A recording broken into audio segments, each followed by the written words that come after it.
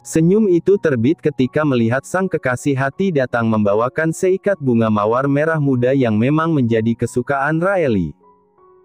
Malam ini mereka janjian untuk bertemu selain untuk menuntaskan rindu yang ingin disampaikan, juga karena ada hal penting yang akan dikatakan oleh Raeli. Apa yang membuat Raeliku terlihat sedih? Tanya Rio. Kak. Pekik Raeli senang dan berhambur memeluk Rio. Apa ini? Tidak biasanya Raeliku akan bersikap manja, kata Rio.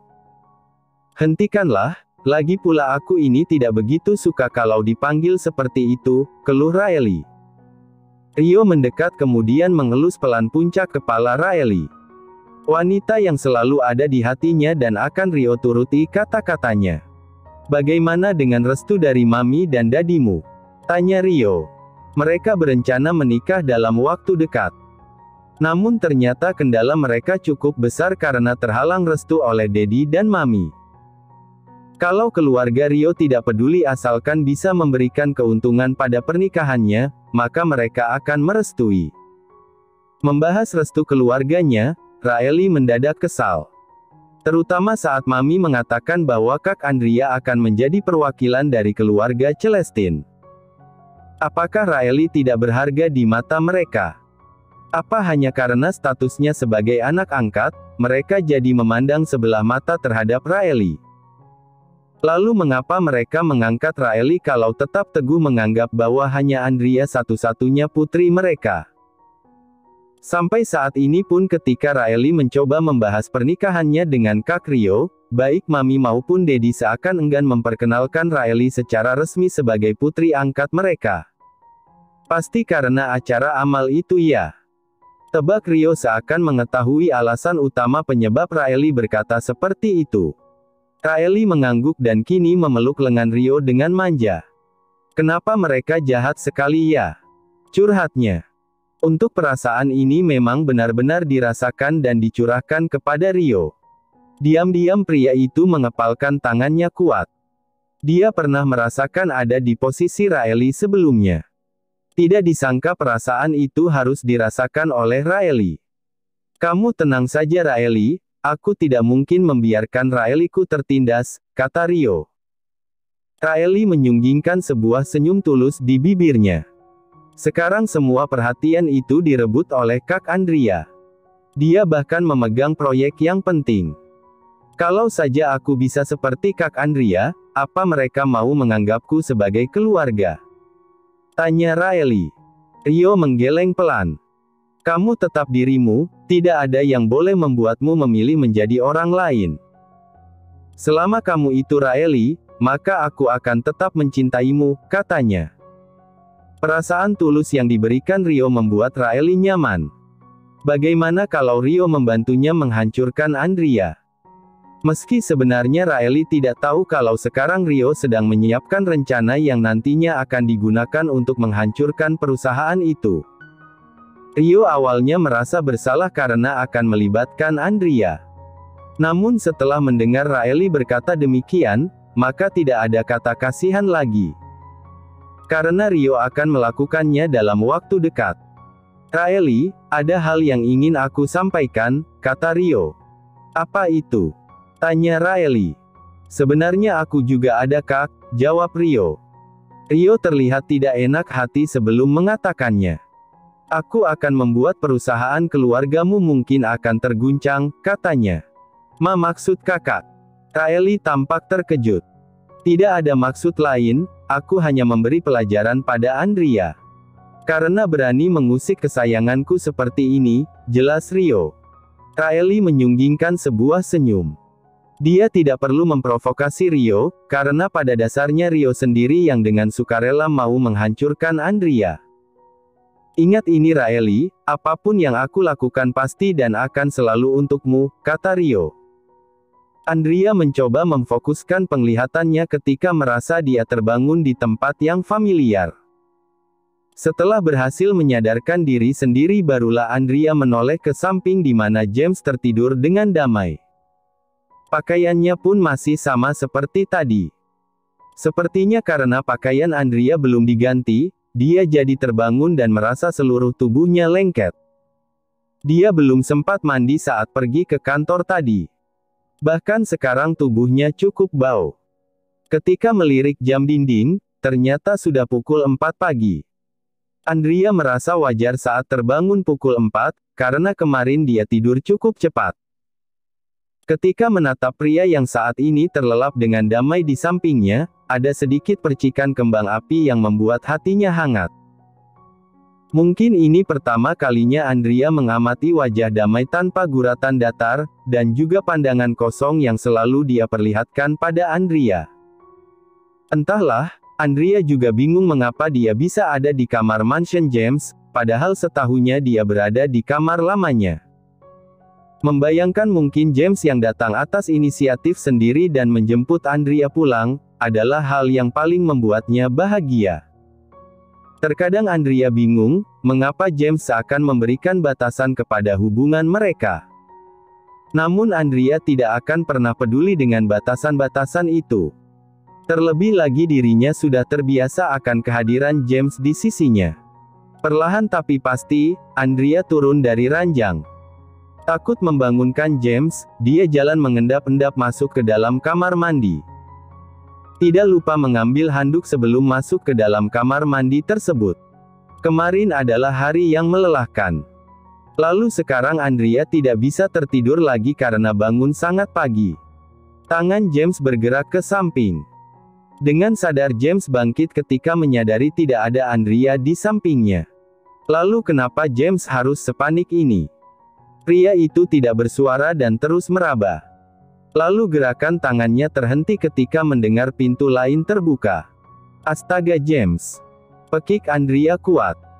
Bagaimana tidak kaget kalau James ternyata sudah bangun dan kini duduk dengan pandang kosong dan tangan yang meraba bagian samping. Padahal dia baru saja keluar untuk mengambil sesuatu, tapi bangunnya James membuat Andrea kaget bukan main. "Kamu terbangun?" tanya Andrea pelan. "Apa aku sedang tidur?" balas James acuh. Andrea memutar bola matanya jengah. Kenapa James bisa tiba-tiba bangun begini? Arah mata Andrea mengikuti tangan James yang kini menyentuh bagian samping kasurnya. Sebuah senyum penuh kecurigaan terbit di bibirnya. "Kamu terbangun karena menyadari aku tidak ada di sampingmu ya?" tebak Andrea. "Tidak," jawab James. "Cek, dasar pria gengsian. Sudah, kamu lanjut tidur saja sana. Aku mau mandi, dan tenang saja aku tidak kemana-mana kok," ucap Andrea yang sengaja centil di akhir.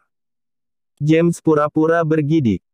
Meski dia sendiri bingung kenapa begitu menyadari Andrea tidak ada di sampingnya, James merasa sedikit deja vu dengan perasaan ini. Perasaan yang familiar dan pernah dia rasakan. Hari di mana mamanya baru meninggal, James merasa dunianya sudah pergi.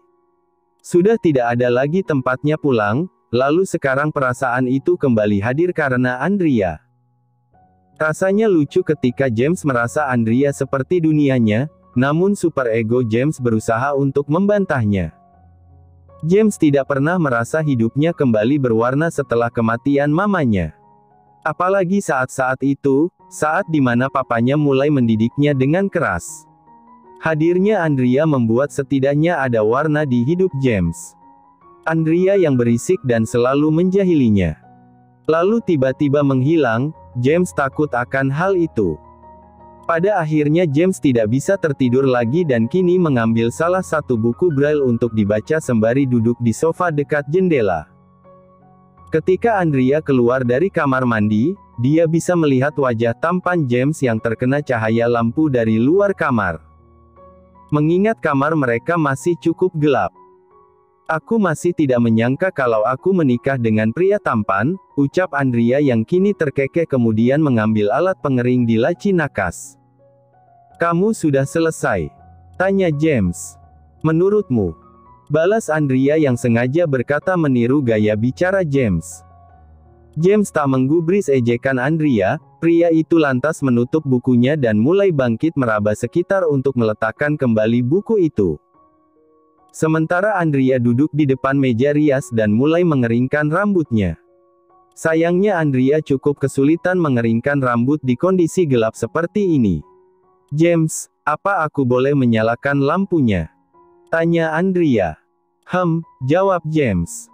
Hanya jawaban singkat yang Andrea terima. Namun saat wanita itu hendak bangkit menyalakan lampu yang paling kecil, James malah bertepuk tangan dan semua lampu menyala. Kamar jadi cukup terang dan ketika cahaya itu mulai terpancar, James menutup kelopak matanya sejenak. Terima kasih James, ucap Andrea. Tidak disangka kalau dalam hal seperti ini, James akan sangat peka. Lagi pula kalau dipikir-pikir, James sedikit aneh sekarang. Masa tiba-tiba terbangun lalu sekarang mau menuruti ucapan Andrea? Seperti orang lain saja. Andrea bergidik ngeri. Mungkin karena sudah terbiasa melawan sikap dingin James, lalu melihatnya bersikap penurut sekarang, rasanya cukup menakutkan. Andrea, panggil James. Iya, jawab Andrea. Kata Daddy, kemarin kamu sudah menyelesaikan masalahmu dengan baik, kata James.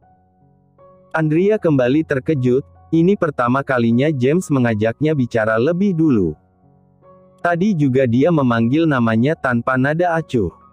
Iya, masalahku selesai dengan baik. Hanya masalah kecil, tidak ada yang perlu dikhawatirkan, jawab Andrea. Aku tahu itu, kata James. Apa James?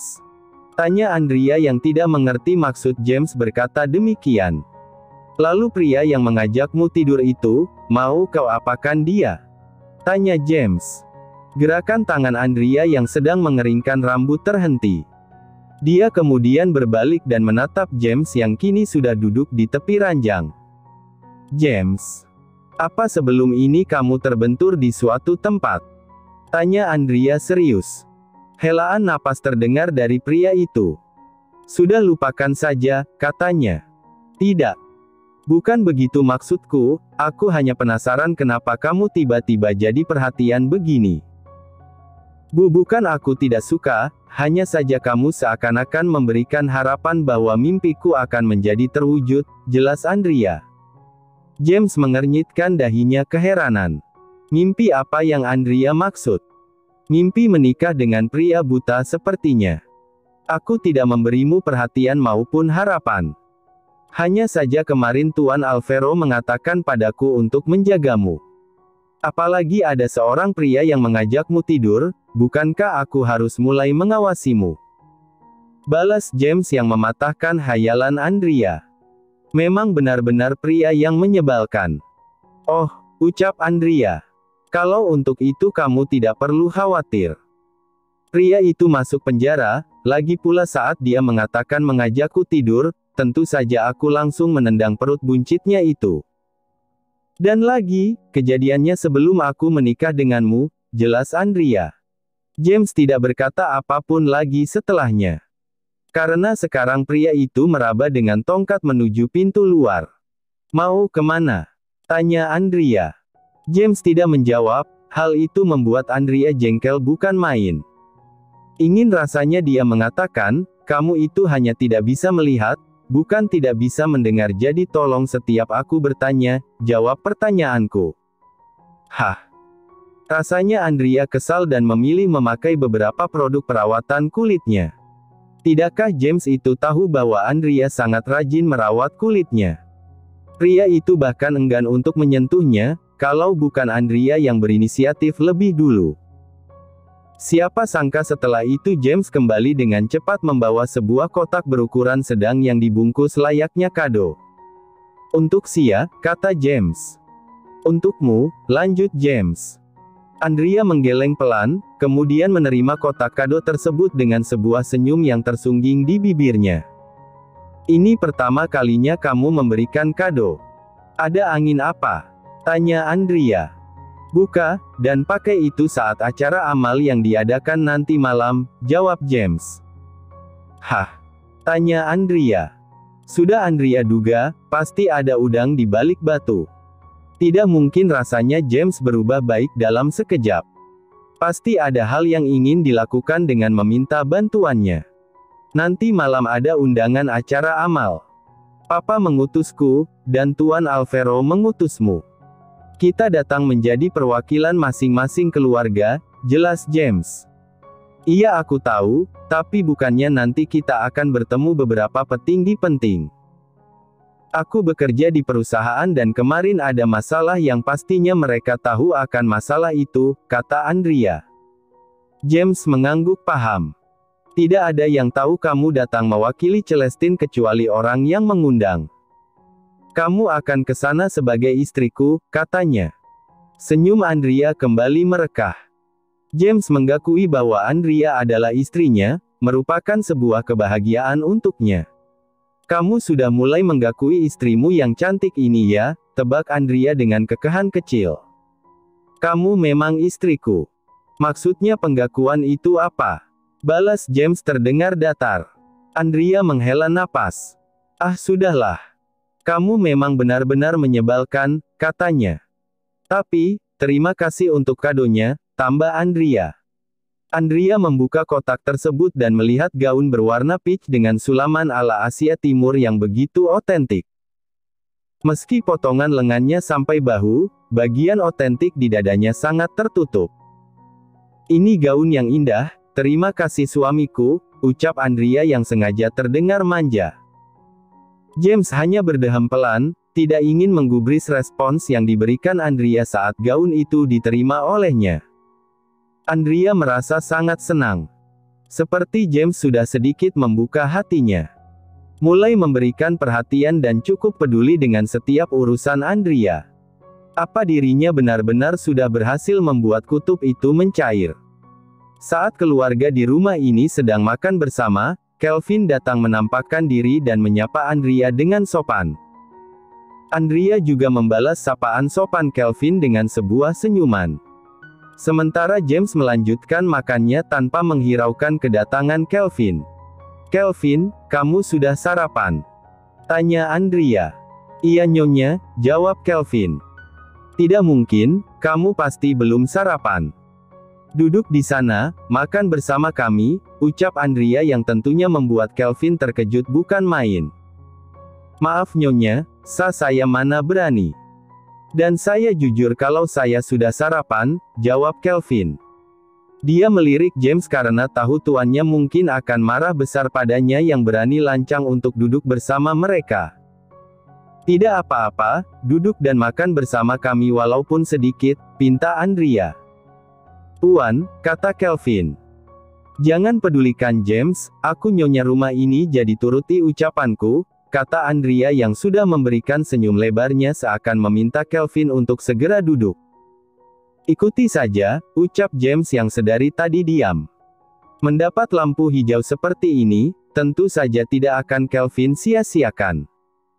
Tatapan pria itu jatuh kepada tuannya yang tampak tidak menggubris kehadirannya. Dengar-dengar nanti ada acara amal. Tidak disangka, James memberikanku kado berupa gaun yang akan dikenakan nanti, ucap Andrea seakan memamerkan pada Kelvin bahwa dirinya mendapat kado dari James. Kelvin melirik James, memberikan kado. Bukankah hal ini sangat jarang dilakukan oleh James, mengingat pria itu saja terang-terangan tidak peduli pada masalah nyonyanya.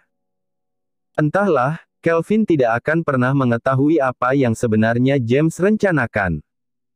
Meski sebagian hatinya khawatir mungkin ini pertanda yang cukup buruk.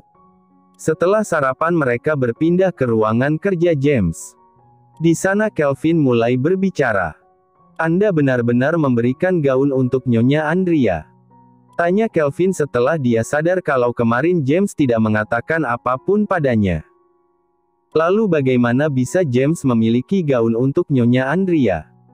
Mengingat tuannya tidak pernah memberikan perintah mengenai pakaian yang akan diberikan kepada Nyonya. Kenapa kamu begitu penasaran? Tanya James dingin. Maaf tuan, saya bukan bermaksud lancang.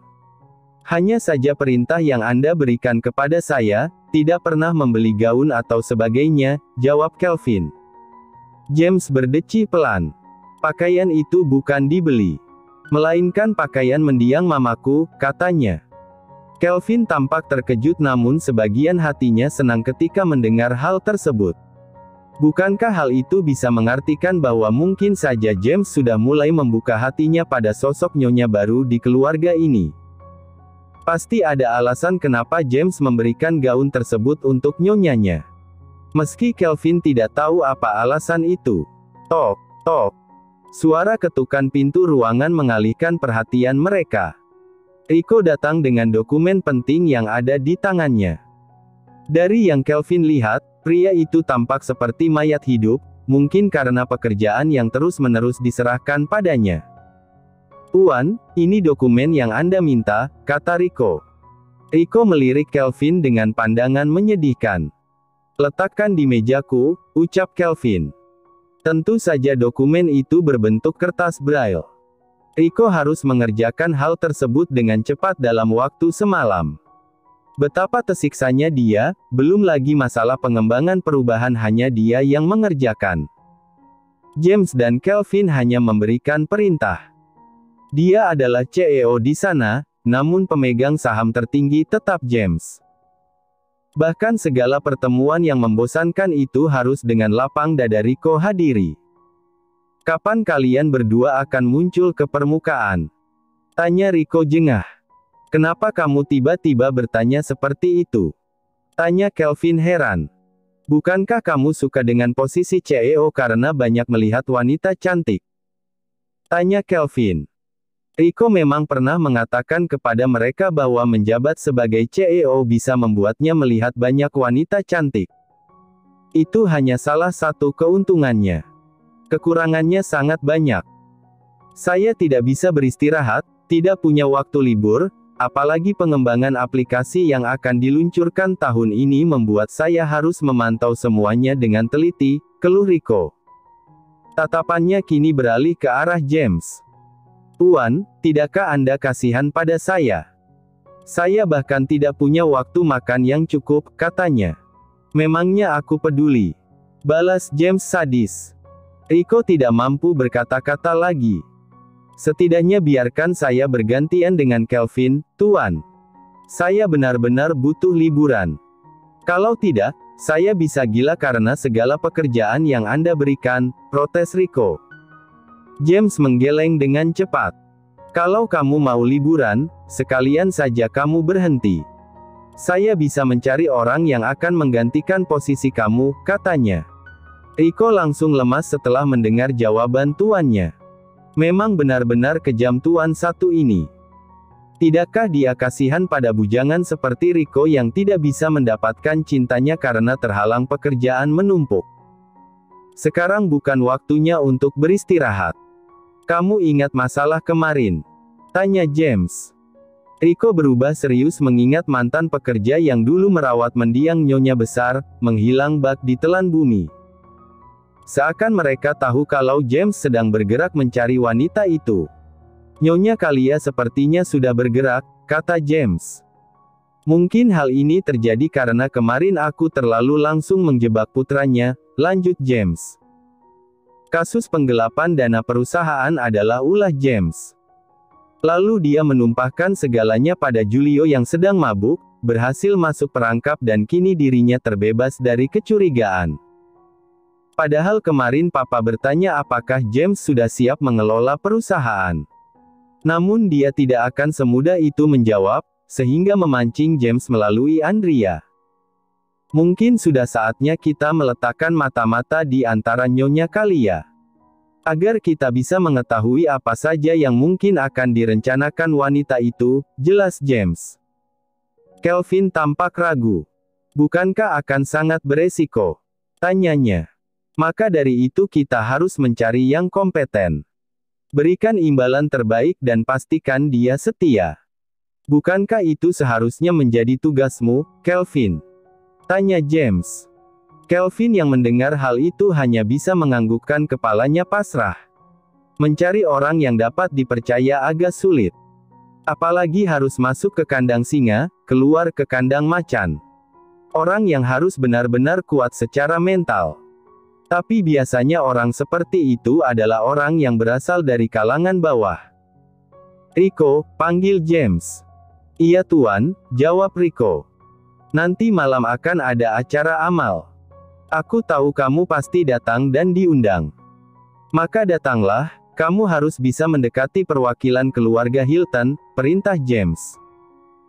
Meski lelah dan ingin cepat berlibur, mau tidak mau Rico harus menuruti apa yang menjadi perintah dari tuannya. "Baik Tuan," jawab Rico. Entah apa alasan James menyuruh Rico mendekati keluarga dari Hilton. Setidaknya mereka masuk keluarga elit, namun hampir tumbang karena beberapa kasus korupsi yang dilakukan secara besar-besaran. Hal itu lantas membuat para pemegang saham di perusahaan itu mulai kabur dan mencari wadah baru yang lebih kompeten. "Anda tidak berniat berinvestasi pada perusahaan itu kan?" tanya Kelvin curiga. "Tentu saja tidak," jawab James. "Amati saja gerak-gerik mereka dan jangan banyak tanya," ujar James. Tok, tok. Ketukan pintu kembali terdengar. Kali ini Andrea langsung membuka pintu dan tersenyum ke arah mereka sembari membawa nampan berisi 3 teh hangat dan sepiring cookies. "Maaf mengganggu," ucap Andrea sopan. "Andrea." James mengernyitkan dahinya ketika mendengar suara Andrea. James pikir kepala pelayan yang datang membawakan camilan untuk mereka. "Iya James, aku ke sini mau mengantarkan camilan untuk kalian." "Hoho, lanjut saja rapatnya. Aku harus bersiap-siap ke salon karena nanti akan pergi, kan?" ucap Andrea yang merasa mungkin kehadirannya di sini bisa mengganggu aktivitas mereka. Kelvin tersenyum ramah. "Terima kasih banyak Nyonya," katanya. "Tidak masalah, kalian kan rekan James. Jadi aku harus menjamu kalian dengan baik," jawab Andrea. "Bukan begitu, suamiku," ucap Andrea yang memang sengaja mengatakan hal tersebut kepada James. Rico menutup mulutnya terkejut ketika tidak sengaja melihat telinga James yang memerah. Apa ini? Tuannya bisa bersikap malu karena di hadapannya ada wanita. "Keluarlah," ujar James yang merasa salah tingkah sendiri. Andrea terkekeh puas kemudian menarik diri dari hadapan mereka sebelum pria itu semakin salah tingkah. Mungkin saja James merasa malu karena ada rekan-rekannya. Lain kali Andrea akan memastikan pria itu benar-benar malu akan godaannya. Tidak bisa dibiarkan. "Bagaimana Nyonya bisa dengan mudah membuat tuan kita merasa malu?" kata Rico antusias. Kelvin yang sudah melihat kejadian ini beberapa kali mengangguk setuju.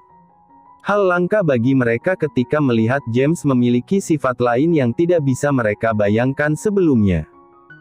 James menghela napas.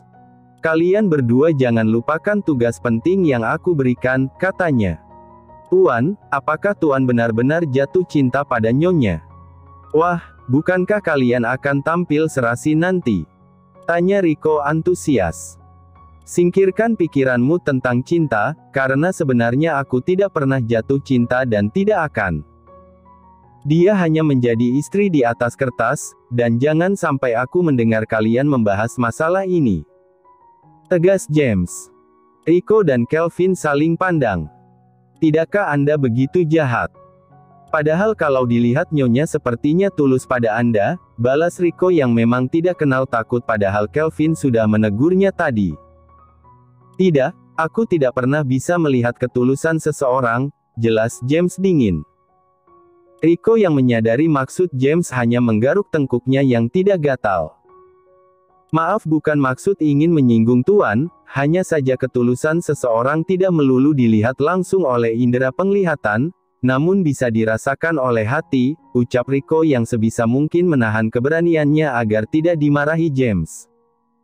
Pria itu berdecih. "Berhentilah untuk menonton drama romantis, karena sejatinya hatiku sudah lama mati," katanya. Kelvin melirik pria itu dengan tatapan tajam.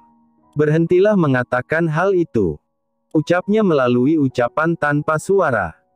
"Baiklah, kalau begitu setelah Nyonya Andrea tidak dibutuhkan lagi, apa aku boleh mendekatinya?" ujar Rico santai. James mengangguk. "Kamu tinggal pilih, mati tapi jasadmu membusuk, atau mati tapi jasadmu terbakar," tanyanya. Andrea benar-benar pergi ke salon. Walaupun sebenarnya tadi kepala pelayan sudah membujuk Andrea untuk mengundang pihak salon kemari. Namun Andrea yakin peralatannya pasti tidak lengkap. Katanya acara yang akan dihadiri Andrea adalah acara penting yang akan membawa nama keluarga mereka dengan dalih acara amal. Apalagi James sudah memberikannya gaun. Tentu saja Andrea harus datang dan menampilkan sosok terbaiknya. Sudah lama juga Andrea tidak pergi ke salon. Hari libur ini selain digunakan untuk mempersiapkan diri, Andrea mau menggunakan untuk spa dan relaksasi. Mungkin Andrea tidak akan mewarnai rambutnya. Rambut hitam ini tampak cantik bila dipadukan dengan gaun peach pemberian James. Andrea pergi sendiri ke salon dan sesampainya di sana, dia sudah disambut hangat oleh teman lamanya yang memang menjadi pemilik salon langganannya. "Hai Chris," sapa Andrea. "Oh hai Andrea, apa kabar kamu?" "Aduh rasanya sudah lama sekali kita tidak bertemu," jawab Chris. Pria dengan gerakan tangan gemulai dan bandu khusus untuk menahan poninya bergerak lincah memeluk Andrea selaku teman masa SMA-nya. "Ia sudah lama tidak kemari. Aku ingin spa dan kreambat, lalu nanti dandani aku ya," pinta Andrea semangat. "Tentu saja, untuk kamu apa sih yang enggak?" balas Chris. Andrea terkekeh pelan. "Bagus. Layani aku dengan baik," katanya. Ketika dirinya sedang menikmati proses kreambat, tiba-tiba saja Andrea mendengar seseorang tampaknya sedang membuat keributan di luar sana. Wanita itu menghela napas karena teriakan nyaring dari luar sana membuatnya kehilangan ketenangan. Andrea tidak bisa pergi begitu saja saat proses kreambat dimulai. Dia membiarkan saja teriakan nyaring yang berhenti dengan sendirinya. Namun suara itu semakin mendekat. Bagaimana bisa salon membiarkan pengemis duduk di depan sana? Teriak wanita yang baru masuk itu membuat semua pelanggan yang ada di sana menoleh ke arahnya, termasuk Andrea. "Chris, siapa wanita itu?" tanya Andrea acuh. "Ah, dia salah satu pelanggan dan member VIP di sini. Memang suka berteriak dan mencari keributan, sudah biasa kok," balas Chris tenang. "Keributan yang dia buat membuat ketenanganku terganggu. Apalagi masalah sepele seperti melihat pengemis duduk, memangnya tidak boleh?" tanya Andrea. "Bukan seperti itu Andrea, hanya saja ya. Terkadang beberapa orang kaya akan semena-mena," jawab Chris. "Chris, di mana kamu? Cepat layani aku." Teriakan nyaring itu membuat Chris langsung pamit dari samping Andrea. Mengingat tadi Andrea memanggilnya. "Cek, wanita itu sombong sekali," keluh Andrea. Entah bagaimana bisa Andrea malah berurusan dengan wanita itu. Dia tidak tahan melihat teman lamanya Chris diperlakukan semena-mena. Apalagi harus mendengarkan kata-kata kasar yang keluar dari bibir wanita itu. Andrea menatap nyalang ke arah wanita yang kini memberikan tatapan remeh ke arahnya. "Apa yang sedang kamu lakukan itu?" tanyanya. "Seharusnya aku yang bertanya, apa yang sedang kamu lakukan? Apalagi pada pemilik salon. Tolong setidaknya jangan membuat keributan di sini," tegas Andrea. Wanita itu berkacak pinggang. "Memangnya kamu siapa? Jangan mencampuri urusanku jika tidak ingin terlibat masalah," balas wanita itu tidak mau kalah. Andrea bukannya merasa takut, justru terkekeh kecil. "Secara tidak langsung kamu mengakui diri sendiri bahwa kamu memang pembuat masalah," katanya. "Sudah Andrea, biarkan aku yang mengurusnya," ucap Chris meminta Andrea untuk tidak berurusan dengan wanita yang memang sudah sering melakukan hal seperti ini. "Beraninya kamu," teriak wanita itu. Apa yang kamu akan lakukan terhadapku?" "Pergi sana, dasar pengganggu," balas Andrea. Tanpa aba-aba wanita itu menjambak Andrea. Padahal rambut Andrea masih cukup basah. Tentu para karyawan berdatangan untuk membantu. Andrea yang kena jambak tiba-tiba, merasa tidak terima. Ternyata wanita ini mau main-main dengannya. Baik, Andrea akan menuruti apa keinginan wanita ini. Wanita itu menahan napas kemudian menginjak kaki terlebih dahulu, baru Andrea balas menjambaknya. Berbeda dengan wanita itu, Andrea justru menjambak ke belakang hingga wanita itu mendonggak. Andrea, lehernya bisa patah. Teriak Chris. Lepaskan sialan. Dasar wanita jahat ang. Teriak wanita itu. Tutup mulut kotormu itu. Balas Andrea. Hanya jahat ang yang berani melakukan hal seperti ini. Balas wanita itu tidak mau kalah. Berarti kamu juga jahat ang dong. Teriak Andrea. Perseteruan dua wanita itu tidak bisa dihindarkan begitu saja. Banyak yang sudah melerai, meski akhirnya berhasil dengan usaha yang keras, ketika memisahkan mereka berdua. Jangan pernah mencari masalah denganku. Ancam wanita itu. Cek, dasar wanita tidak tahu diri. Balas Andrea.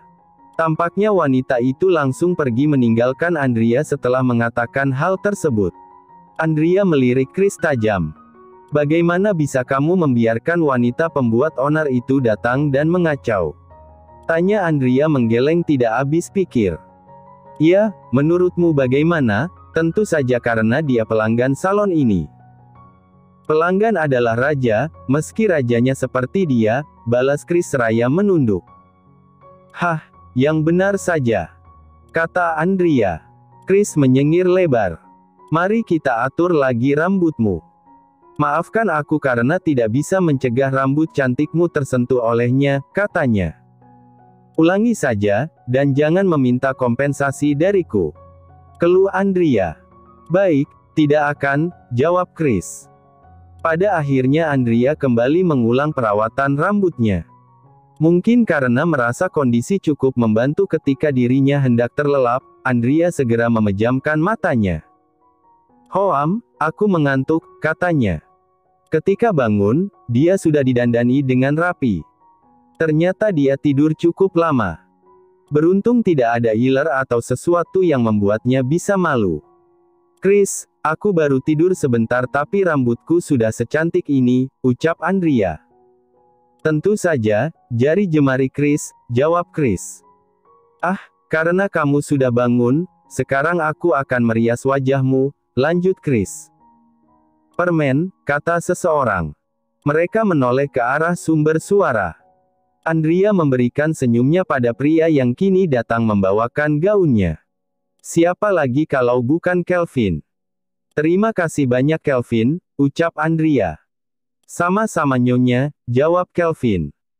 Kelvin tidak kembali, melainkan duduk di sana menanti nyonyanya selesai berdandan. Andrea tidak menggubris Kelvin yang mungkin sengaja menunggunya. Sehingga saat selesai berhias, Andrea segera ke ruang ganti dan memakai gaun yang dibawakan oleh Kelvin tadi.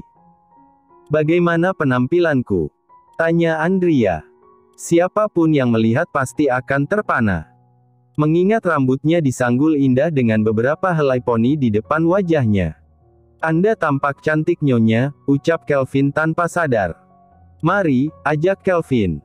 Kelvin menuntun Andrea untuk masuk ke dalam mobil. Mereka melaju menuju tempat acara. Meski sekarang Andrea sedang merasa gundah. Apa gunanya dia terlihat cantik kalau suaminya saja? Ah, Andrea merasa jahat karena sudah berpikir seperti itu.